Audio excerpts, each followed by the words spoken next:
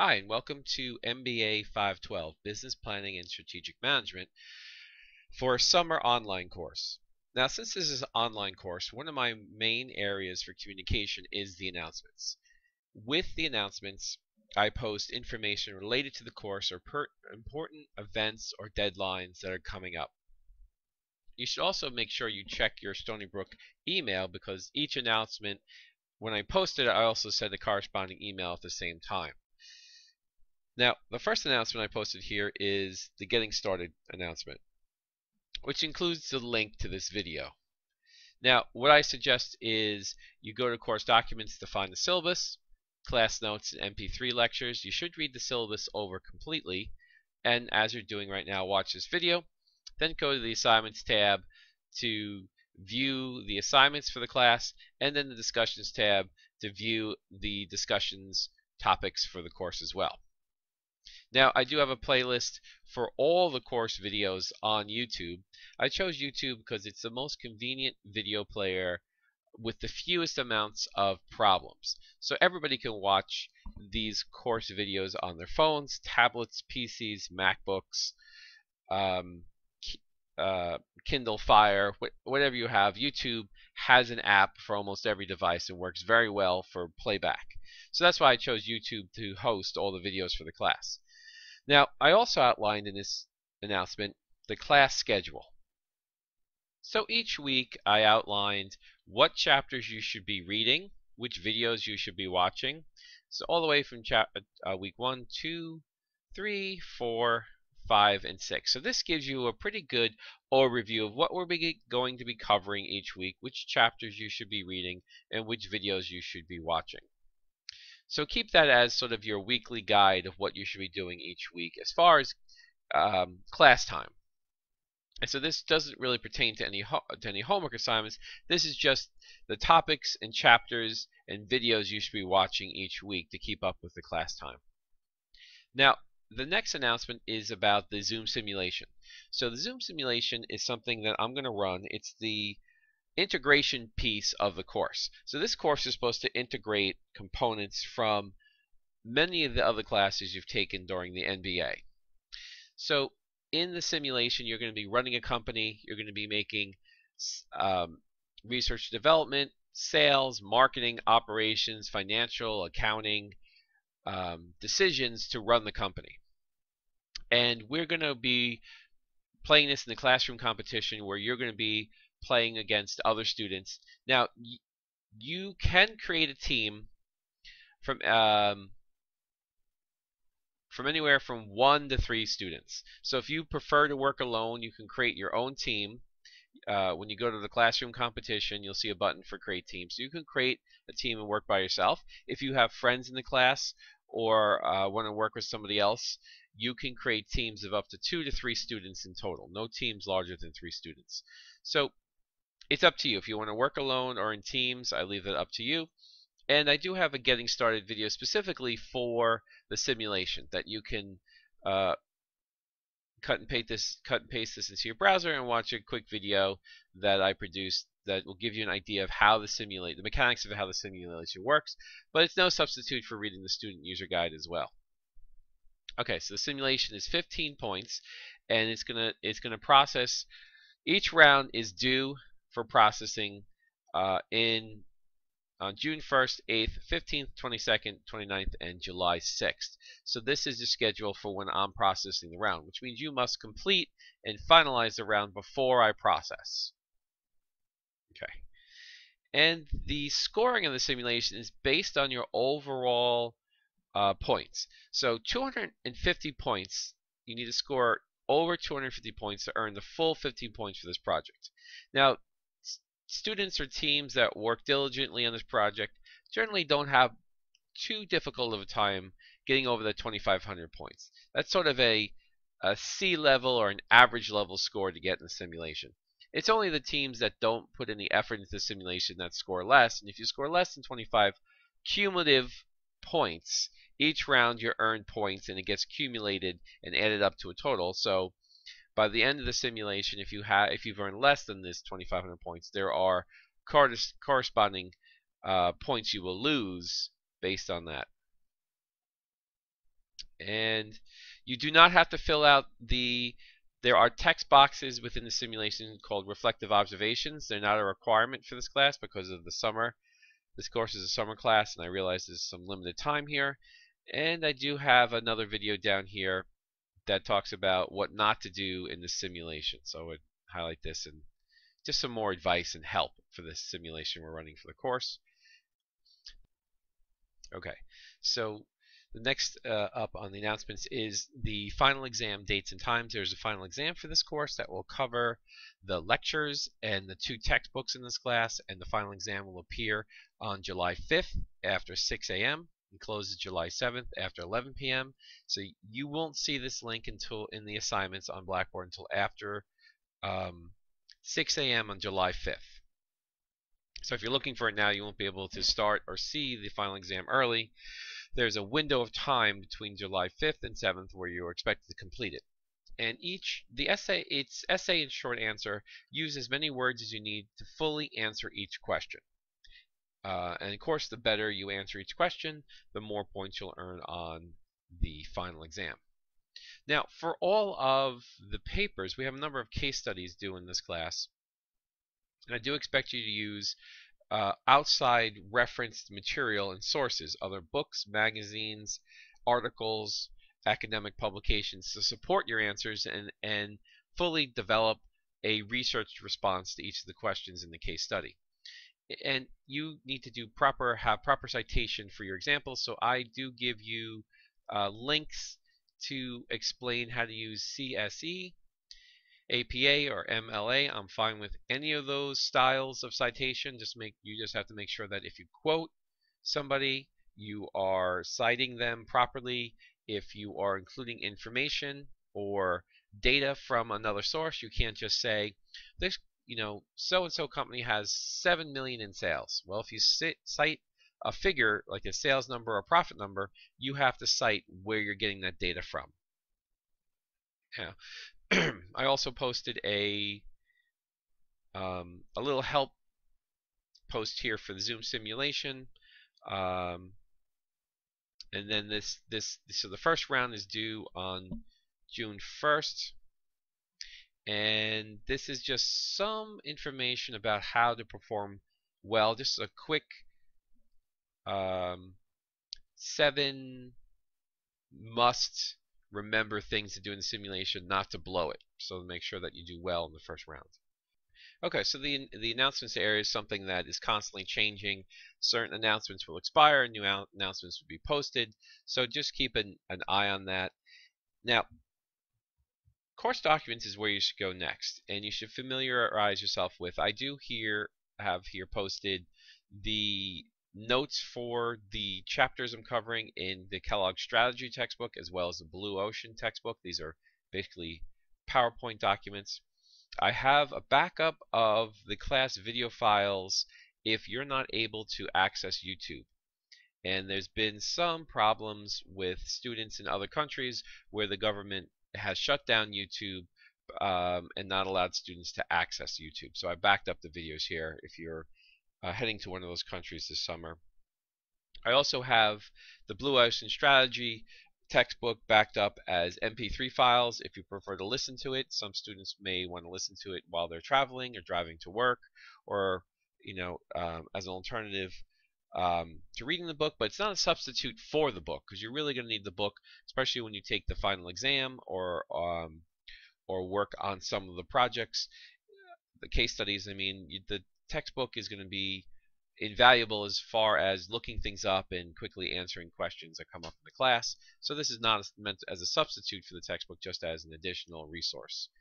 The syllabus, you should read over the syllabus entirely. In the beginning of the syllabus, I do have a student example of a case study. So here, if you wanted to get a little bit more, get an idea of what I'm expecting when you complete a case study, here's a student example. And the case study was based on an older case I'm no longer using on McDonald's. So if you open up this case study, you'll see a PDF, and this says, I changed to say student example case study. So for each case studies, of course, you want to input your name and the class and the case number you're working on, the case title, include the question you're answering, and then answer the question. and you see how when you're answering the question, it's properly cited, and when you go to the next question, you'll say question 2. You'll repeat the question from the case, so I know exactly what you're answering, and then you'll answer the question. Feel free to include graphics or pictures of any sort if it helps to answer your question. Okay. And then at the end of the case, of course, you will have a reference list of the sources and other magazines, books, academic articles that you cited information from in a proper citation format, and that is how you completely answer a case study. Now, these case studies are, I'm expecting a graduate level response to these case studies. If you present me your responses to the questions in a very unprofessional or undergraduate way that doesn't show you took time to really read the material, do additional research, and craft a well-answered response based on things that you've learned in previous MBA classes, at work, research you've done specifically for the case, and the articles I post to help you get started with the case, then you will receive less than a perfect score on the case. Okay. Make sure you read over the syllabus in its entirety, because you are responsible for all the contents of the syllabus. Now, in the syllabus I describe that the class is asynchronous, which means that there's no point we're all meeting together online or at any specific point in time. So you work in the class as time permits and on your schedule. That doesn't mean the due dates are flexible. The due dates are firm. So you have to get your assignments done by the due dates, but you're free to organize your time during the day any way you want. So in the syllabus, I talk about the course description, which you should read over, how we're going to accomplish our learning goals that I've set out for the course, what makes up our class time, and basically our class time is going to be the video lectures as well as our discussion boards. I post information on the 2 textbooks you'll need for this course.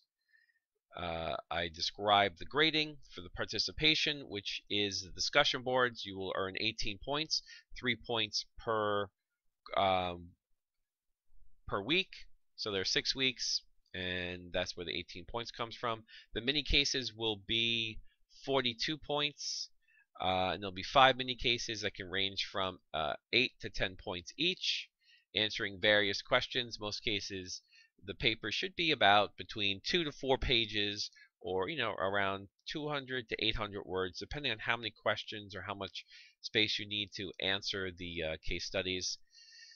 But you should be generous with your answers, and your responses should be well thought out, and researched and supported by your business experiences, your business education, and additional publications. The online exam is 25 points, and the Zoom simulation is 15 points for the class, giving you a total of 100 points. Here is our grading scale, how the points convert into a grade. So there will be only one test for the class, and the material comes from the textbook, and the format will be essay and short answer. And as I described in the announcements, the exam will start on July 5th. So refer to the announcements for the specific start and end times of that exam. And as far as participation is really measured in the discussion boards. Here I'm looking for you to not only post your answers to the discussion board questions, but also be generous to respond to and participate with other students in their responses and their questions. So what is not good is that you post your answers to the discussion board question, and then you never check your post to see if anybody asked you any questions or left you any feedback. And again, in the syllabus, I have the class schedule by week for the 6 weeks, and so take the time to go and read over the syllabus when you can.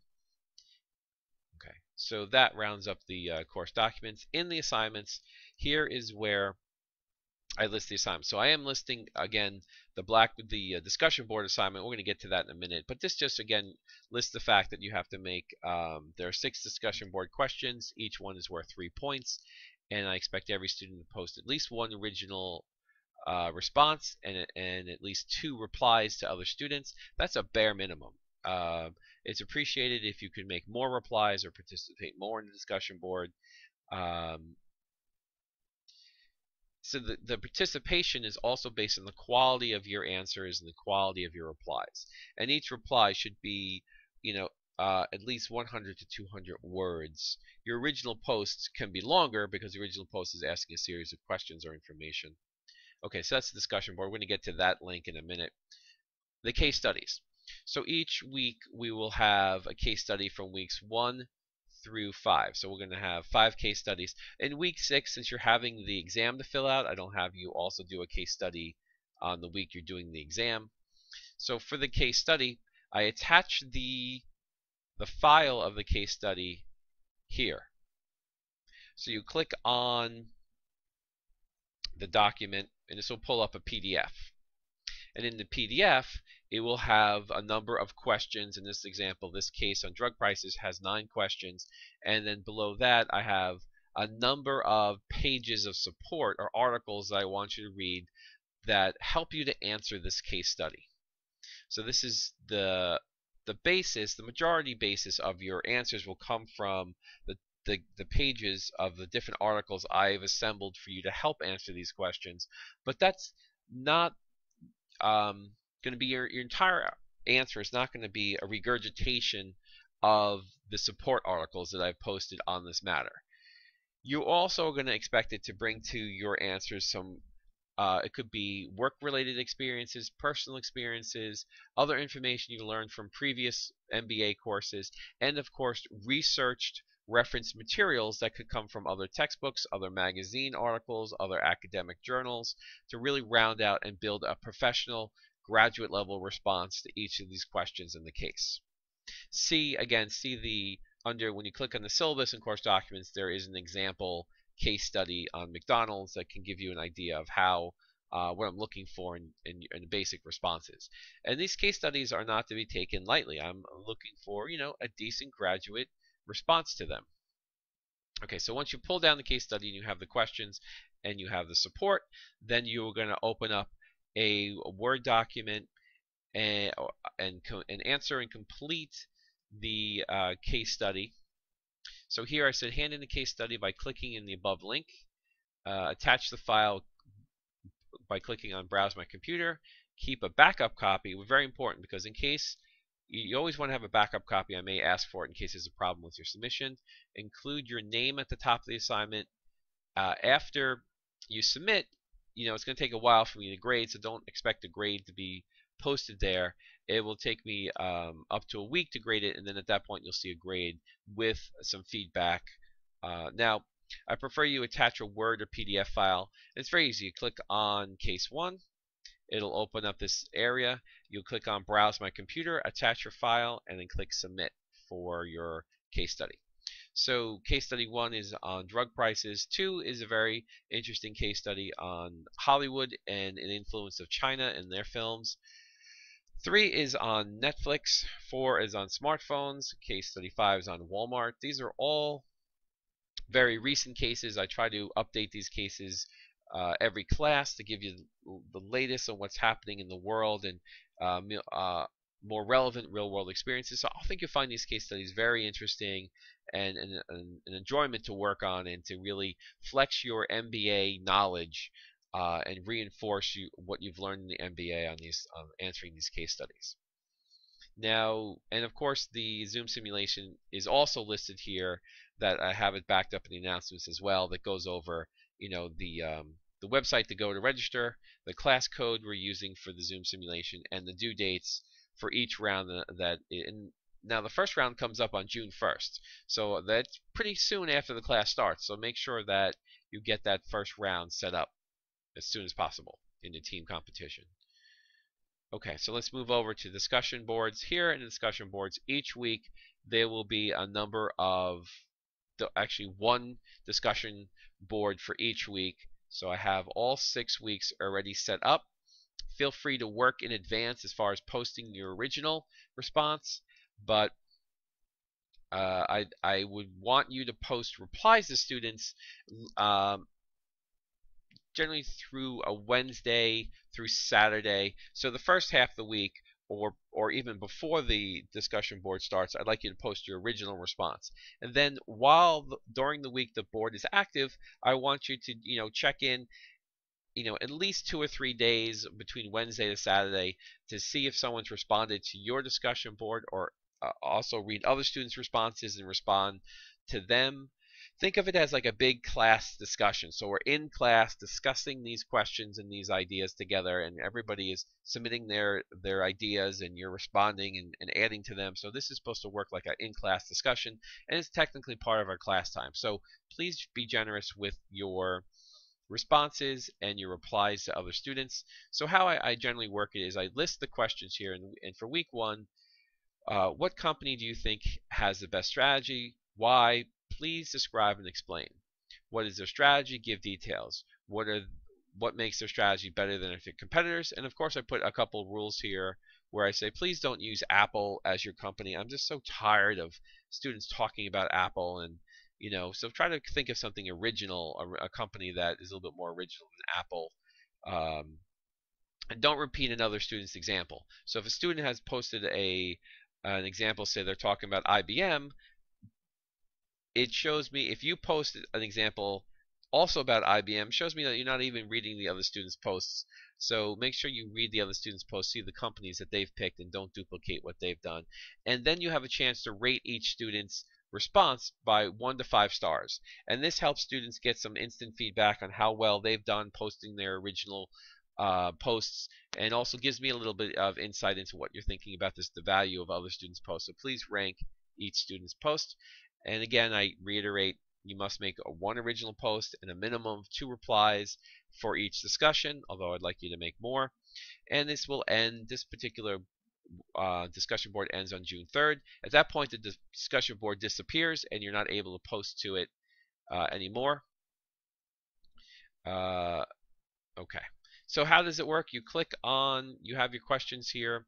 So let me just copy these questions. You click on discussion board, and then you create a forum. So you create a thread. Actually, this is the form. You create a thread by clicking create thread, and then I would say you put your name first.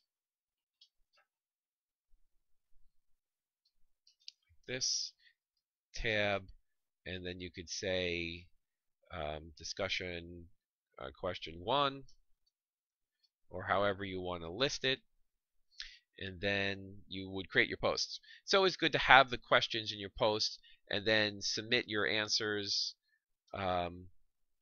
underneath each of the questions, so people have a really good idea of what you're answering. And if you do pull in any information from a website or an article, please cite that within your answers at the bottom of your answers as well. And then click submit. And then you'll see that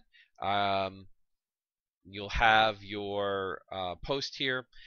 Another variant is you don't have to necessarily put this. I do want your name here. That's always helpful.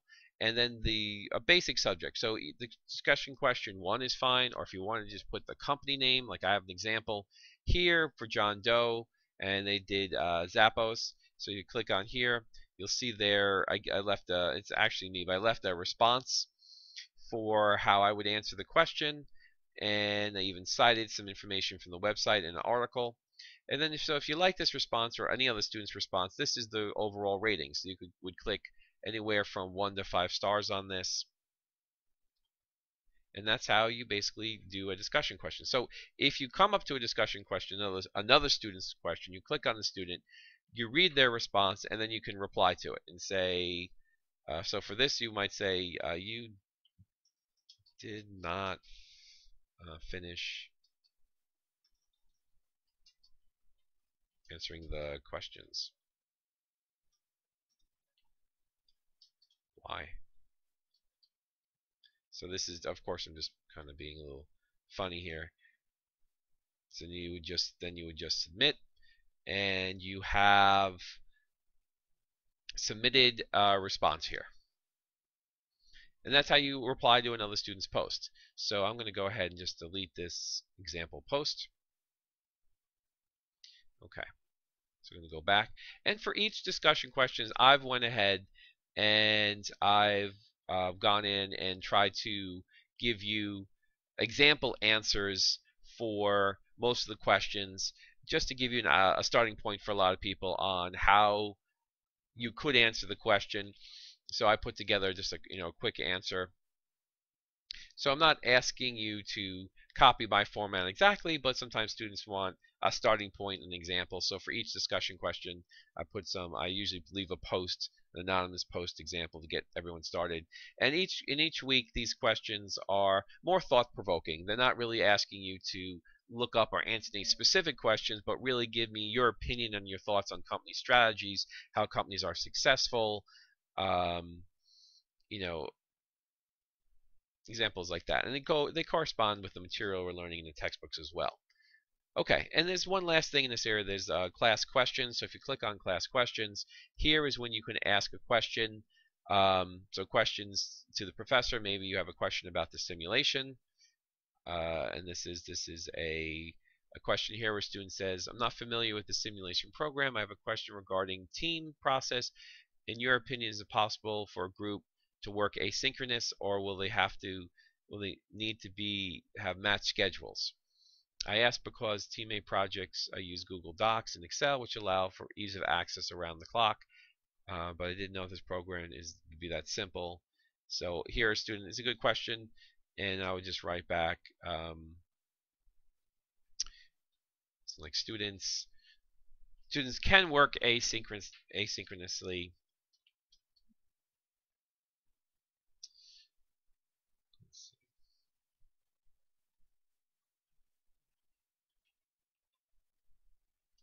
But would need to talk about their process.